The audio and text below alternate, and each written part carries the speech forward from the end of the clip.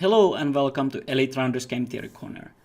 Today we will discuss a little bit how to approach the under the gun versus big blind spots and what to do when we are 50 big blinds deep in a game. So we just use normal case like we open 2.2x under the gun. Sure, some people use 2.5x. In this case, we're gonna use 2.2. And the big blind defense, first of all, we could look a little bit like what big blind could potentially defend here. Again, we would even fold king 8 off, queen 8 off. And some players, if you notice difference in this, for example, you see people defend like king deuce off versus your 2.2x. That probably means like you could even try to open like 2.5x, because the more they call out of position with these trashy hands versus your range, you're probably just printing more money. So it's always good to keep in mind in case people are just calling way too wide again from the big blind versus your tight range under the gun. So if you see some foolish hands like, you know, 8 deuce off or 10 deuce off, just open bigger, and if they still keep calling with those, it's just more money in your pocket if you're the under the gun. So let's say we call, and let's try some little bit drier boards first. Let's see what the reaction is here. What should we do with our range? And as you can see, like Snowy, for example, we would pretty much bet 100% here. I mean, for the simplicity's sake, just bet 100%. You don't need to check back 5%. But as you can see, even half pot we could use here 72% of the time. But this is really something you want to polarize a bit more. And with pot size, you definitely want to polarize more your hands.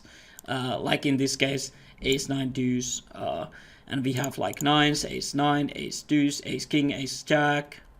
So even hands like ace 10, is it still bet? Actually, if you use this size, ace 10 is, if you use only pot size, even ace 10 becomes a check.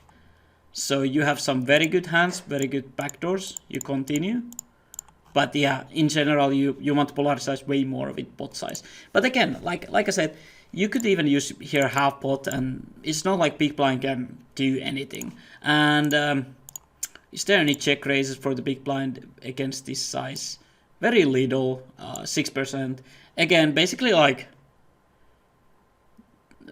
probably against pot size, they have no check raising. Versus small raise, small c-bet from the under the gun, they probably have some more check raises.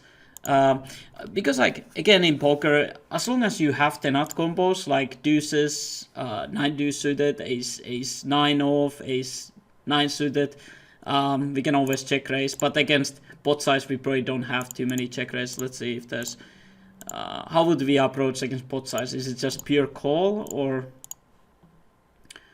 we still have similar amount, which kind of surprises me actually here. So we kind of still have the same combos we would still raise. Or it's actually not same combos probably. But we still have check raise same amount. At least based on Snowy, which is kind of interesting. But yeah, so this board is kind of easy. So let's change it a little bit. What about we do board which is kind of nice for the big blind in a way that we don't really have, like as an under the gun, we have almost no nut combos here. Some people might not even open like 7s, 6s under the gun. I mean, most of the people would probably open 6s, 7s, but maybe not 4s. So this is kind of interesting. What size should we use here? So again, pot size is not recommended on 4, 6, 7 with flush draw. So we would just use small size, but check quite a lot of hands. Even aces sometimes, kings, queens, jacks, kind of mixing.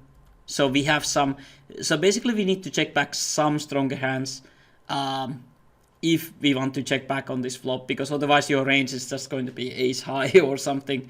So you need to balance it with check back in these good hands. So again, aces, we will bet here 100% in this case. These combinations, it look like some other combinations. I mean, aces with the diamond, with the backdoor flush draw, we always bet, it seems like.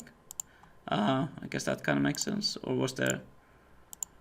Yeah, makes sense. So backdoor backdoor over cards wants to bet more often. Yeah, backdoor flush draw cards over pairs wants to bet more often. Makes sense. And in general on this flop you want to bet a lot of backdoors, because like whenever diamond comes, maybe we can still check or bet depending on hand. Yeah. So a lot of matters with the backdoors, but it's kind of funny. A lot of hands we want to bet is like something with backdoor, meaning we can still bet the turn. So on these boards you want to use some hands which have good playability even on turn. But let's look at still another flop. Let's look at something which is a little bit better for the under the gun, like something like 10-7, 10-9-7 with a flush draw. What should be our approach? For example, here, so now we would use pot size, which is kind of interesting. And again, we can kind of use similar range like the previous one. But yes, certainly some of these boards, like if the flop is dry, essentially, if the flop is dry as an under the gun, if you have the nut advantage and the range advantage, it's very easy just to bet big. So even 50% is totally fine. But on these 10-9-7 boards, we need to be careful because big blind most likely has, actually I'm not sure on this board, but like especially the 4-6-7, whatever it was, they definitely have more like the 2-pair combos, like all the sets, all the straights, which we don't have. So they have the nut combos basically. So we need to approach the flop by betting smaller, obviously. So we can't bet like pot size on these flops, game theory wise, if we are betting more like our range. So this flop is, again, this looks like better for under the gun, but even here, Snowy's recommended size would be pot size, which is kind of interesting. What hands would we bet pot size here? 10s, 9s, 7s, 10-9, ace 7 of diamonds, ace king of diamonds, ace king with 1 diamond. So again, you see that a lot of backdoors, ace queen of hearts, 7s, ace king of hearts, ace deuce of hearts. But it's a lot of backdoors. Like the backdoors are just key for like betting big basically. You want to have so many backdoors. But yeah, in a conclusion, kind of like here, you just want to bet a lot of hands which can improve still, like, or make some backdoor throws you can bet on turn if you bet these flops. So I think that's kind of nice to know. Don't bet so many hands you can't actually battle turns, which sucks. You know, it makes sense. Don't bet big with hands you can't battle off. You want to bet hands which can battle off on certain turns. But yeah, thanks for watching, and I hope this helps with your under the gun game against the big blind, and also the big blind play, actually defending it. So thanks for watching.